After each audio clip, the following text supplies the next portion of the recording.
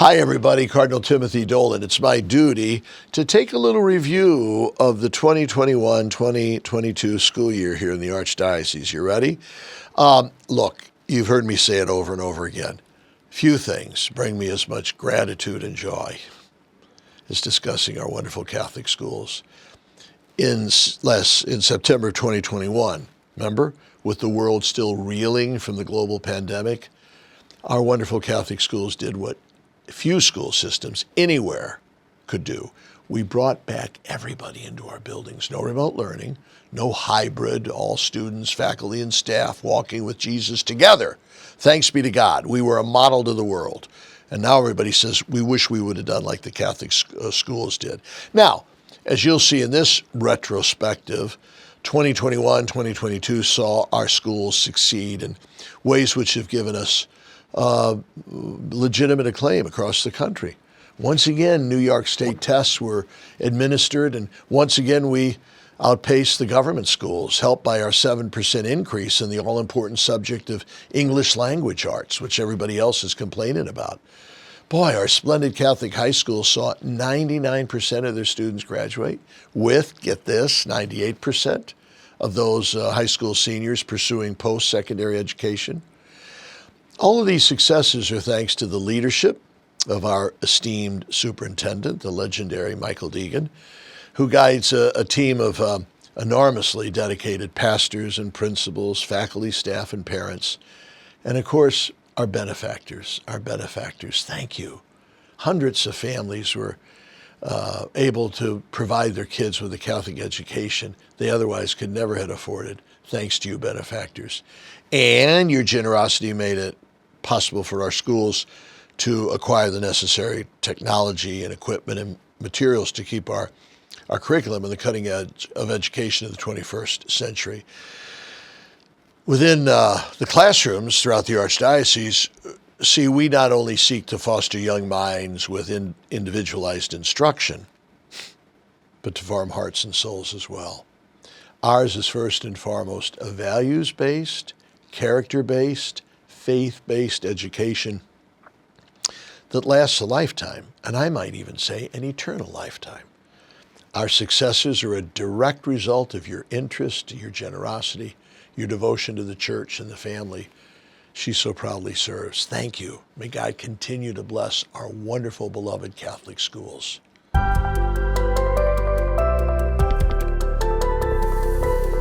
Thank you for joining us as Catholic Schools in the Archdiocese of New York reviews the successful 21-22 school year with this annual report. When our buildings opened in September of 2021, they did so welcoming back all students for 100% in-person instruction. No remote classes at all for the first time in nearly 2 years. Nearly 54,000 students attended 170 Catholic elementary and high schools across 9 New York counties and boroughs. They were taught by several thousand heroic Catholic school educators who, led by dedicated pastors and principals, supported by scores of school faculty and staff, carried out their sacred mission. After a protracted struggle with a disease that brought fear and great loss, we found ourselves still walking side by side with Jesus, and so grateful to be doing so. Encountering him in the hallways and the classrooms of our great Catholic schools, inspired by our faith, comforted by our fellowship.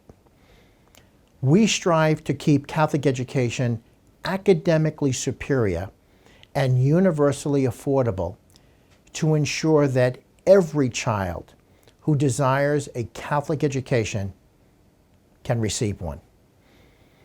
Every student in our Archdiocese is subsidized through the generosity of our parishioners and other benefactors to whom we are always eternally grateful.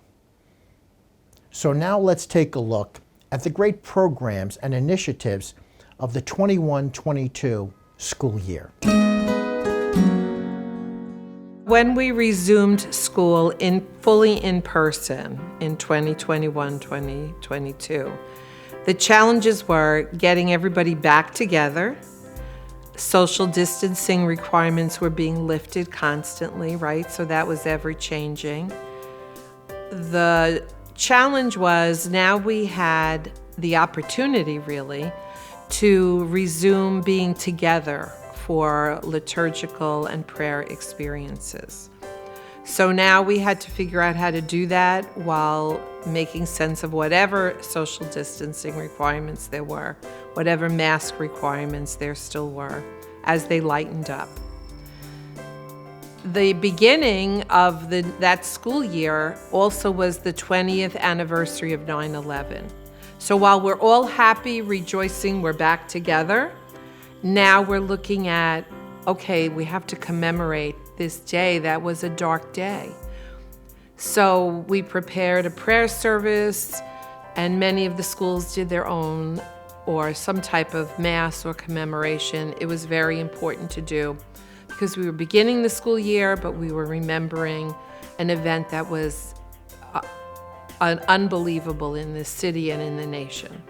So when I say challenge, it was a great opportunity too for our schools. Most definitely getting everybody back into the rhythm of going to church together, praying together. Just being together in the classroom was the biggest challenge. And again, many families and students were at different comfort levels with this.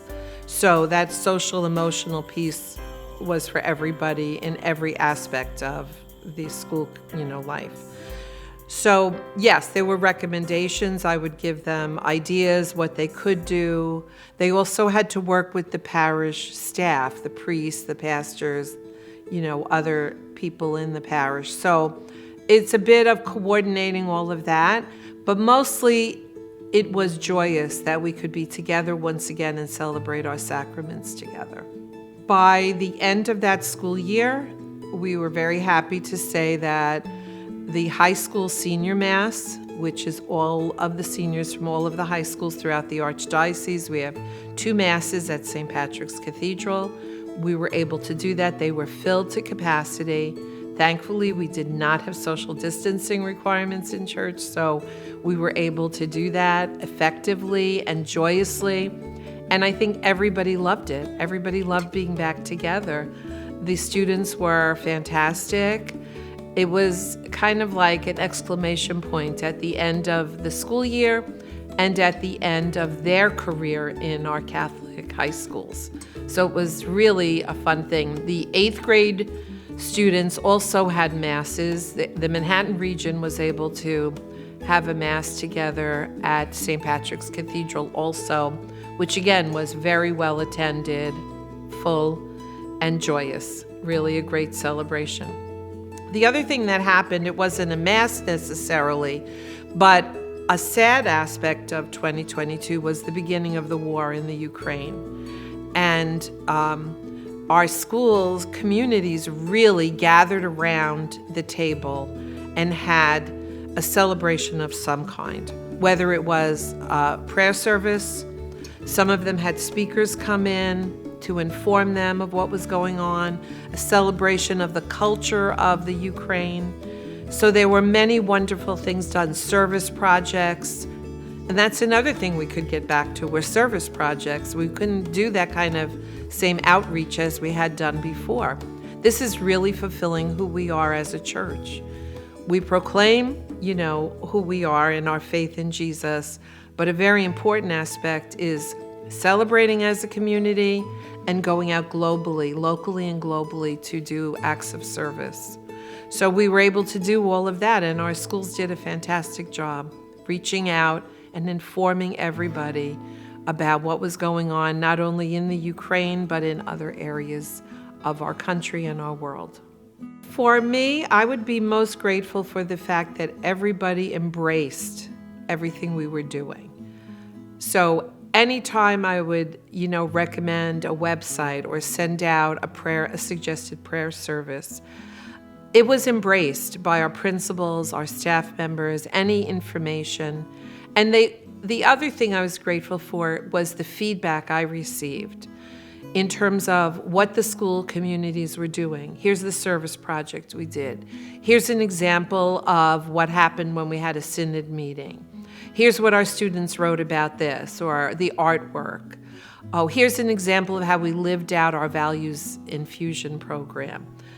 Because being in a large archdiocese, and I mean geographical as well as number of students, you want to see what's happening. Where is it? I can't be in every school at every moment. And those opportunities for feedback were like little glimpses into what's happening. And it restored and, I guess, affirmed the fact that we're on the right path, no matter what. Because we always say, I had a superintendent many years ago when I was in a different diocese who said, we don't want kids just to get into a good school. We want to get them into heaven.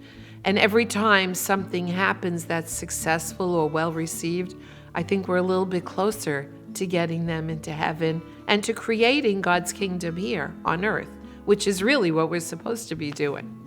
A little bit. So even the youngest kids can do that. I remember one student in particular, in her artwork about the synod, and she said, one of the things I love to do most is explain to my autistic brother who Jesus is and what Jesus teaches us.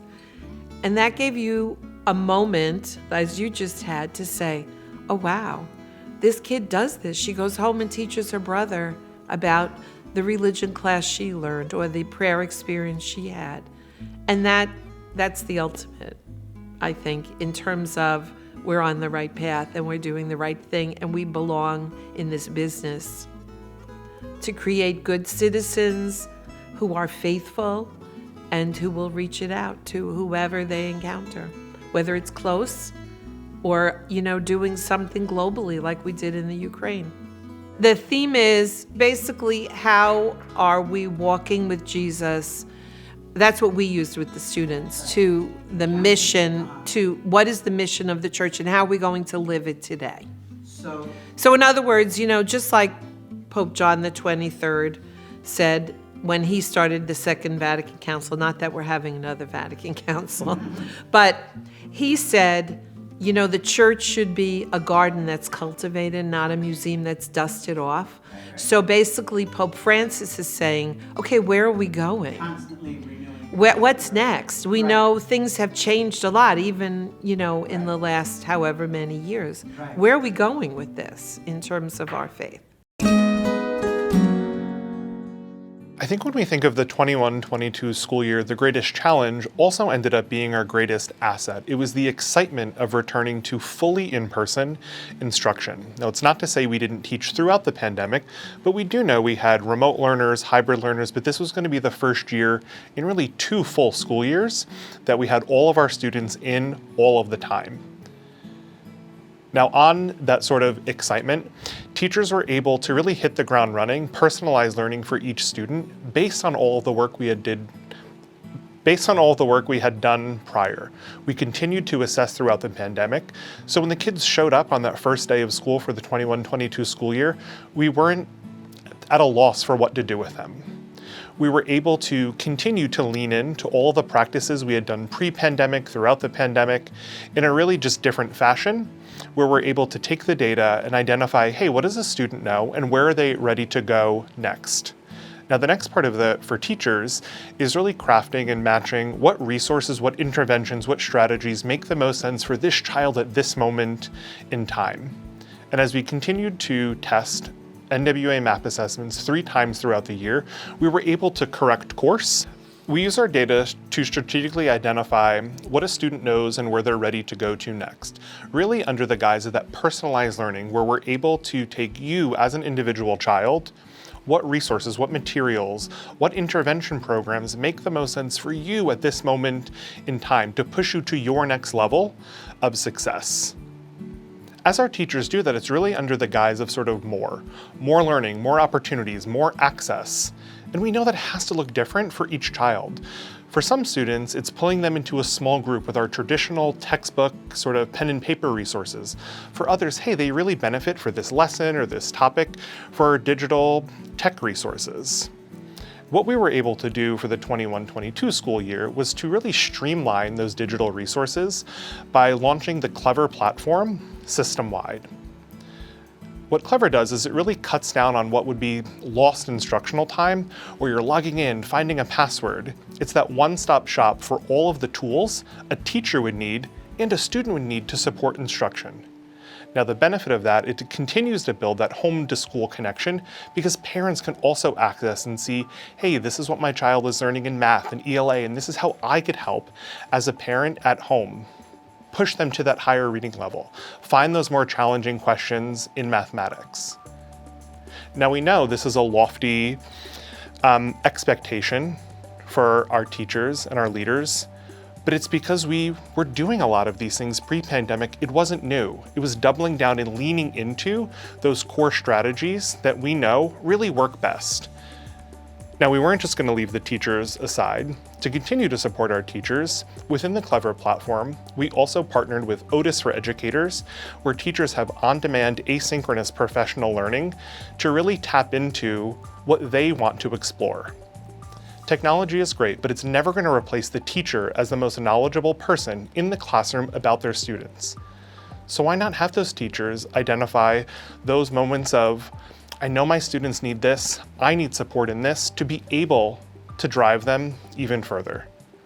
I think what having fully in-person instruction allowed us to have was to revisit some of those best practices and then really those best learning strategies for students, where we were able to see group work come back in just in a different fashion than having some students in class and some students at home or hybrid, where the students are able to engage in a project and problem solving and have those hands-on learning experiences to really put the why behind everything they're thinking. We know the classic question for students is, why do I need to learn this? Why does this need to happen? Hey, and that project-based learning, the inquiry-based projects, is really where that gets to come to fruition. And teachers were excited to pull those tricks and tips out of their hat once more. That comes with science experiments, hands-on math problems, getting to act out your favorite poem in your reading class. And it's really the testament to the hard work of our teachers and leaders who create those magical spaces in our classrooms each day of wonder, possibility. And in Catholic schools, it's not just setting your sights in the clouds and hoping your dreams come true.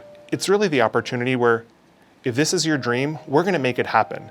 We're going to continue to personalize and push to your next level because good enough just isn't an option. We want excellent Catholic schools, always great.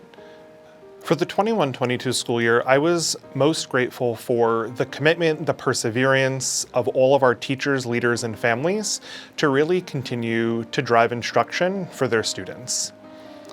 We know in some times that could work in a silo, where a teacher has one version of what the student needs to work on and the parent's sort of disconnected, which is not the narrative of our Catholic schools.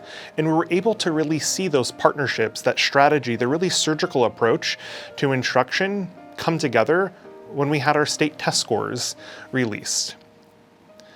For the 21-22 school year, we saw huge gains in our performance on the New York State assessments.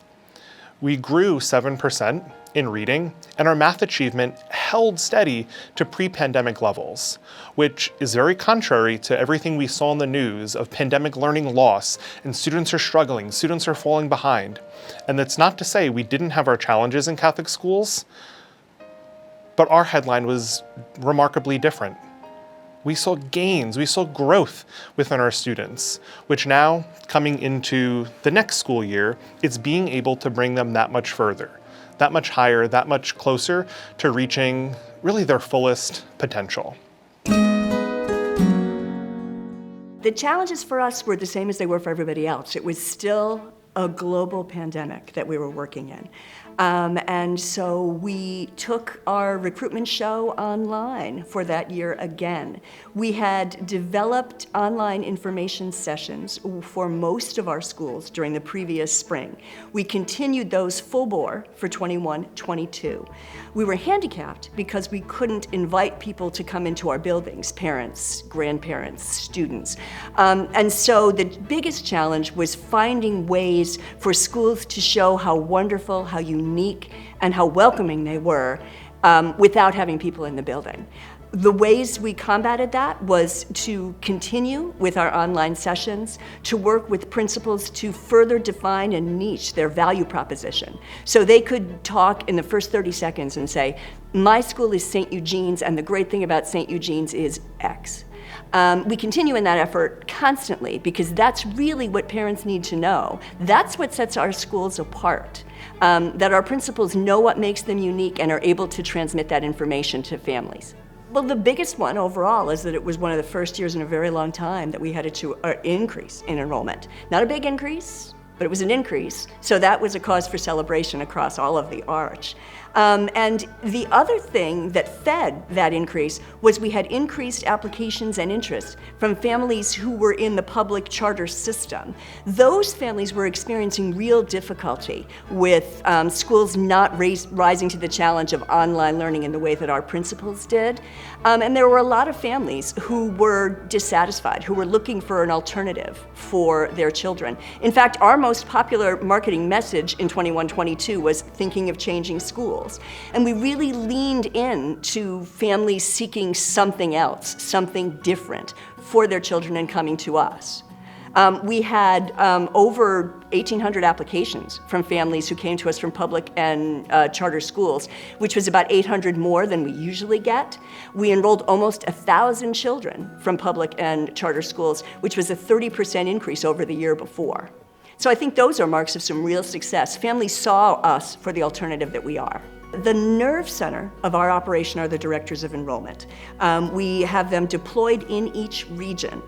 They are trained and have expertise and experience in working with the schools in their particular region, with those principals, and with their regional superintendent. Their familiarity is both broad and deep with each of those schools. They are the first person typically that a family who comes into our system without a specific knowledge of what school they want to apply to comes into contact with.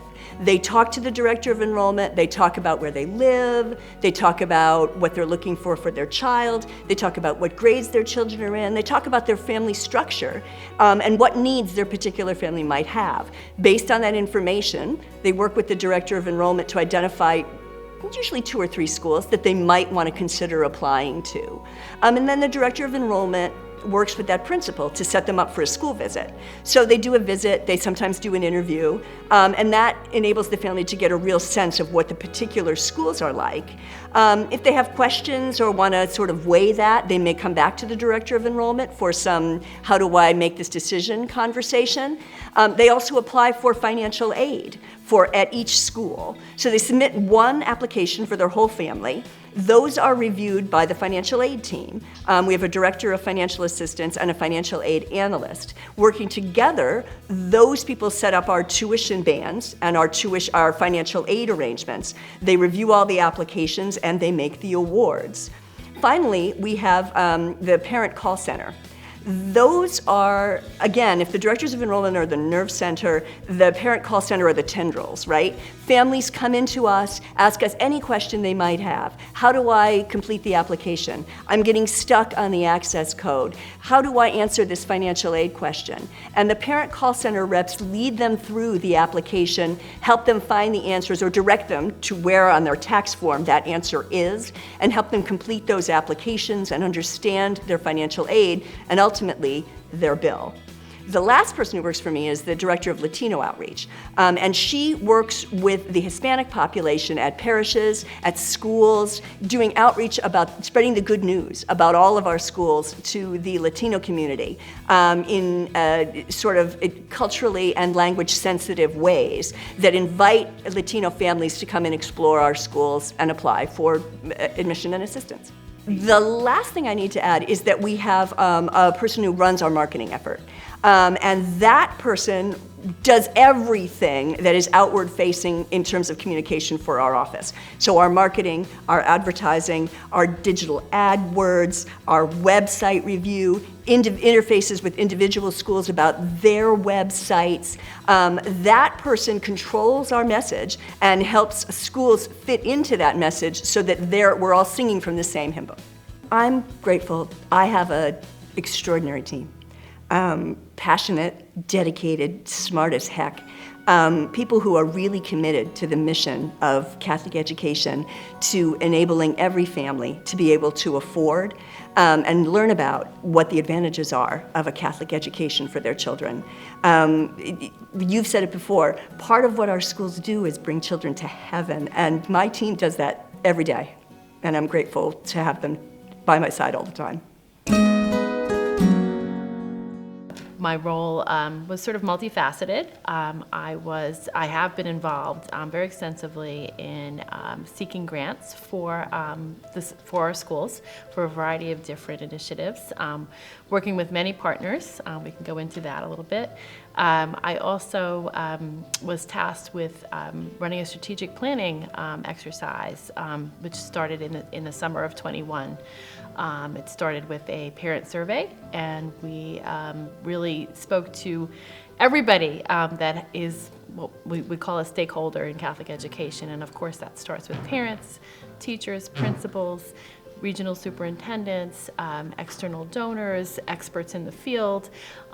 We brought together these folks for interviews in a steering committee and really sort of took a deep dive into what our schools are doing, who are we serving, where are we located, and understanding and sort of mapping that along with what's happening in the world. You know, I think that anybody who's involved in Catholic education knows that tuition is only one source of revenue, right, to run the schools, and that we're constantly seeking alternative or additional funding so that we can actually provide all the services our children need. So, whether that's government funding or donor funding and grant funding has become an increasingly important part of our budget. We have a couple of partners that are incredible in terms of their generosity and their commitment to our work. The Mother Cabrini Health Foundation is one of those partners who have provided many millions of dollars over the past several years for various initiatives. The one that's very close to my heart is the work that we do in special education. And we have enhanced special education programs in 7 of our schools scattered throughout the boroughs as well as the upper counties. And that allows for the funding of special education teachers in each of those school buildings, as well as significant professional development for the general classroom teachers. So those teachers can work together to provide an integrated experience for children that do have learning disabilities. And that's just something we're so happy to be able to provide to children in a really extensive way, and so that they can be in the general ed classroom and achieve and grow just like their classmates. Our long-term goal is to really see that expand to all of our schools, and we're making some inroads with some coordinators that we have hired at the regional level, but that has been an incredible gift to our schools.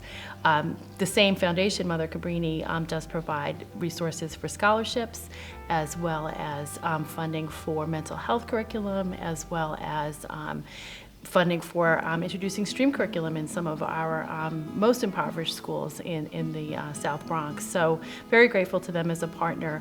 Inner City Scholarship Fund obviously supports us in so many ways, but one way that some people don't realize is identifying donors that provide grants for specific initiatives.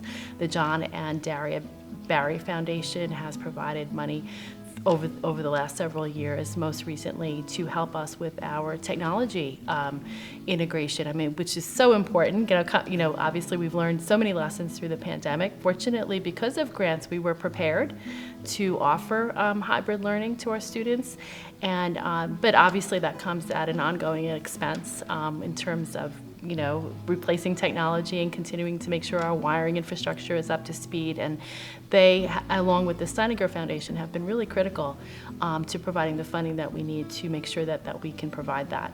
Just to focus on one of the grants, we call it the STREAM grant. STREAM stands for Science, Technology, Religion, English, Art, and Math. STEM is a typical term that you might hear in the media. We extend it to STREAM because we think both religion and the arts are so fundamental to a child's whole person education that we just can't leave it out. But being able to bring in experts in the field to work with the teachers to really think through how their lesson plans migrate from information sharing to more of a project-based, inquiry-based type of learning for the children, giving them hands-on opportunities, giving them the resources to purchase, whether it's the microscopes or the laboratory kits, or in one school's case, they just made tremendous progress with robotics, Legos in particular, and I happened to attend their end-of-year presentation at the end of the school year, where they had contests with their robots racing, and but more importantly, the students were getting up and explaining how they built the robots, what went into the process, the thinking behind the robots, as well as talking about the pros and cons of automation, thinking about the economies of the economic impact of automation, the ethical impact of automation. So really the project that looked like so much fun for the kids, right, the building of the robots, had so many tentacles into all of the various subjects that they learn about, and the teachers did a great job bringing that all together so that the children understood the overall impact of robots and automation in the world today. And so it was just a tremendous example, and the kids had fun while they were doing it. So it really was so rewarding for me, obviously, to see see that come to fruition like that. The principals really carry. It's not a burden. I think in their cases it's truly a vocation, but what they do on a day-to-day basis, a week-to-week basis, a month-to-month basis for their students is very inspiring. And I really think the Department of Education here at the Archdiocese really, our role, or the way I see my role, is really in service to them, and they are truly the leaders of their communities. And I think everything that we can do to give them access to resources and expertise that help them do a better job on a day-to-day basis is my pleasure and my privilege to be able to do, but I hold them in great regard and high on a pedestal for what they do day in and day out, because it's not an easy job, and it was specifically much harder during these last years of pandemic, and to see them just rise to the occasion every day has been truly inspiring. I think the greatest challenge was a challenge of expectations after the 1920 school year, where closures and hybrid and remote education, schools were open in 2020, and everybody was hoping and optimistic about everything would be back to normal, whatever normal was, and that wasn't the reality. So I think the biggest challenge was to capitalize on the enthusiasm and celebrate the fact that we were back together and children were in school, while at the same time having plans in place, plans A through Z, for what could potentially still be happening because COVID was still among us. So I think one of the things that our department did, again, our department is to support the schools. We have over 5,000 UPK, pre-K children in our system, plus kindergarten, first and second grade, and it's a small department. So we're in place to really be a support to the schools, and one of the things that we really focused on was to build site-based capacity and agility to adapt to what the reality was.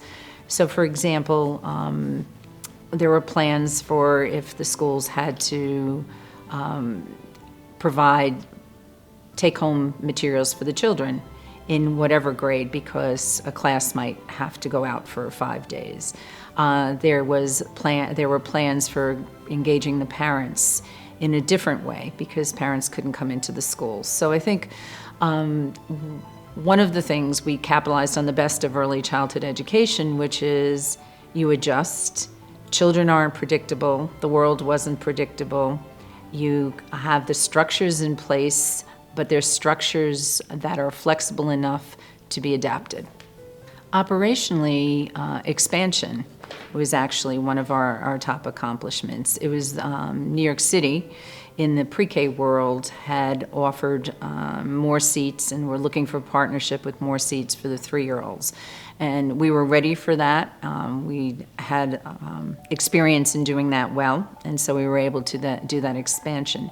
In the counties, there's a whole team in the counties led by Connie McCrory, and New York State was just starting to invest in early childhood education, the UPK programs there. And so the relationships with the state as well as with local districts, actually taking the lead in some cases with the local districts, holding their hands in a way of getting them through the application process, we were able to pretty nimbly move into that because we had the experience that way. I think our biggest accomplishment, however, was the shift in our support from being outside support to building the capacity in the school. And part of that capacity was really capitalizing on the community. So in early childhood, the shift was that the schools needed to be able to bring the parents into the schools in a different way. And with early childhood, parents are an essential part of the education of young children and bring the classroom home. So to give an example, very creative teachers used communication tools such as Seesaw to videotape a how-to lesson for parents, and then it was sent home, and the parents were encouraged to videotape them doing that lesson with their child or that activity with their child. Another thing was, it's big in early childhood to have your guest readers, your mystery readers as parents. So using technology, parents were able to still be mystery readers and enter the classroom. Children came in with something they were doing a presentation on, whether it was in second grade and they did a project in science, or in kindergarten and they did an All About My Family poster with their families and had to do it as a presentation. The parents could then zoom in and actually be there when their child was doing it. So we took some of the things we learned during the prior year and use them to actually improve the program. Well, the programs that were growing were in 2 different categories. One of them was government-funded universal pre-K programs, and that was in the works for 2 years prior. Even prior to COVID, we were given the contracts. They just began implementation in 2021, and again, we were ready to bring in the children with all the health and safety protocols that were there, with the experienced faculty that were there, so we were able to do it that way. But I think the second area where we saw growth, and we're continuing to see growth, was the retention of those younger children into the kindergarten classrooms. And the biggest part of that was the experience they had when they were included. They were supported as they navigated. It was very tough for parents to bring children into the classrooms after having them home and not being able to see what was going on. And little children, you ask them, what did you do in school? Even if it was a first or second grader, is, oh, nothing, or we played. So being able to bring the parents in, I think, helped that a great deal. The past few years, we have seen an increase, and I believe it's a reflection of the realities. Parents have to work. Even parents who work from home have to concentrate on work. Early childhood education is not seen as babysitting. It's seen as really foundational. Teachers are trained and dedicated, and the children go home with extended vocabulary, the ability to interact with each other, inquisitive. One of the things that's so important at that age is to find the balance between providing information that little children need to learn, or first graders or second graders need to learn, but at the same time, not removing the awe of inquiry and invention. It's funny, early childhood education has to be highly planned and very intentional, but look organic and natural at all times. One of the things that we needed to do, again, taking what we learned from the COVID year, was to really support the leadership in the building with the information and the skills and the resources that we needed. So we shifted our focus to site-based capacity building, and in schools where there were directors, really invested in those directors, met with them on a monthly basis, provided in the upper counties, leading their common planning until it was ready to turn it over to them. And we're seeing that as an investment, not just for that year and a response to that year, but it's really an investment for the future. The people in the building are the most important when it comes to serving children. Parents entrust their children to us. It's a sacred trust, and it's the people in the building that we need to invest in. And during the 2021 year, we were able to do that. I'm very grateful for the teachers and the leaders in the buildings for their resilience. They really were on the front lines, and yet they needed to make those parents and the children feel comfortable and valued, and they continue to do that because that's what we do as Catholic schools. Very grateful for the children, because in the times when it was the toughest, they were the ones that made it possible for the adults in the building to re-energize and to get the smile on their face. Children are themselves resilient, but they also tend to see only the half-full glass. So when they still had to wear masks until the mid-year last year, or towards the end of the year in New York City only, they embraced the game of hide your nose when that became a necessity. They were joyful. Every day is a new day for children. And I'm also grateful to the partners that we had within the Archdiocese, as well as within the school communities and the parish communities, that really bonded together. One of the challenges with early childhood is little children have adults who frequently catch what little children have, and so people were adaptable. There was nothing too big to ask to cover a class or to come in on a day that may have been a day that an aide wasn't scheduled for. So I'm really most grateful for the people, for continuing to do their mission as Catholic educators in the way that it should be. Because let the little children come to us, and they came. So me in the central office, my responsibility would be overseeing the students with disabilities throughout all of our Catholic schools. I do get a lot of parent phone calls and parent emails. I want to make myself available simply because I am an advocate for students with disabilities. So it's also explaining to the parent what the law is, what their rights are, having a child that's in a non-public school, and making sure that they are a very strong advocate for their child with the intention of the child being a self-advocate as they get older. That's very, very important, because with the learning disability or anything else, it's not going to go away. It's something that you have the rest of your life. So, the way I approach it is that give them the foundation so that they can build a strong, ground floor and work their way up. In the Catholic school, we educate the whole child. And so that is really, really crucial.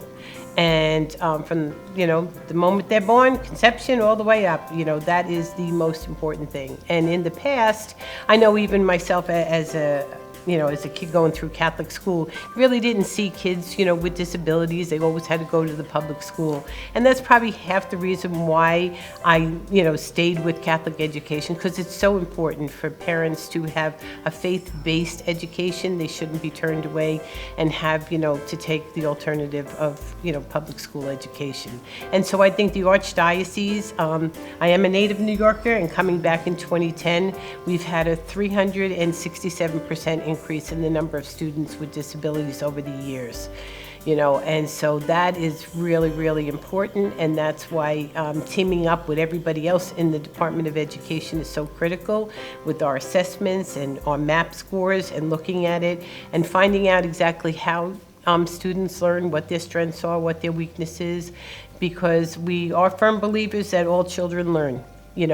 If you can't go through the front door, come down the chimney, go through the windows, but darn it, get into the house and let them learn. Through the Mother Cabrini, Alfred E. Smith grant, we were able to open up 7 schools, open up 7 programs within the schools, specifically where special education teachers are hired. And so they do a combination of a push-in, where they are doing what we would call an integrated co-teaching type of model. And then the other is to pull the child out for a resource room. And so these are faculty members that are assigned to the school, duly certified, working in small group, working one-on-one with students. And so we collect all that data for the grant, so we are extremely grateful that we were able to focus in on that. And then part of the grant is also honing in on phonics for kindergarten, grade 1 and grade 2. So using things like Foundations, which is a Wilson language, and it's basically Orton Gillingham, which is the guru for special ed. And so just really giving them that strong foundation. And then we have Learning Ally, which are audio books, and they have over 80,000 books for the students to read. And then the other thing is we looked into that school year, for the Writing Revolution, which is all evidence-based, and it's all strategies for encouraging and, good, excellent writing skills across the board, which helps with vocabulary. And so all these components, which we are very grateful for the grant, have really helped our students. The 21-22 school year was really wonderful to have everyone come back together. I felt like there was unity, even more so than what we've had in the past, let me say it that way. And so I was extremely grateful for our principals. Gosh, they were troopers. Our teachers, our parents, everybody. I just felt like we were really one strong, happy family. It's like we jumped over that hurdle and it's behind us now, and so let's continue with the race.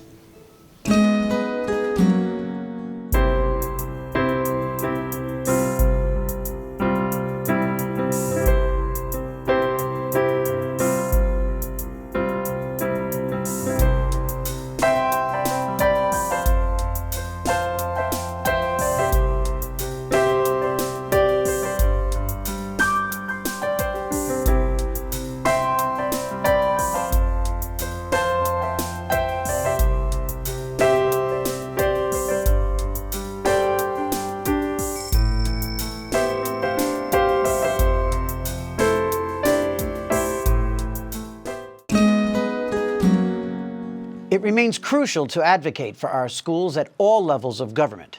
So we continue to work with elected representatives to seek publicly funded support for our Catholic school communities, especially as it relates to our ongoing response to the COVID pandemic, including providing nursing services to our schools. Our priority remains adopting a meaningful program to help parents pay tuition, which, as of the 2021-22 school year, 33 states had done. We continue to advocate that federal, state, and local governments give our schools their fair share of federally funded programs. And we continue to seek additional state funds for STEM, school building safety and maintenance, and academic intervention services, as well as safeguarding our schools against intrusive state and local government control.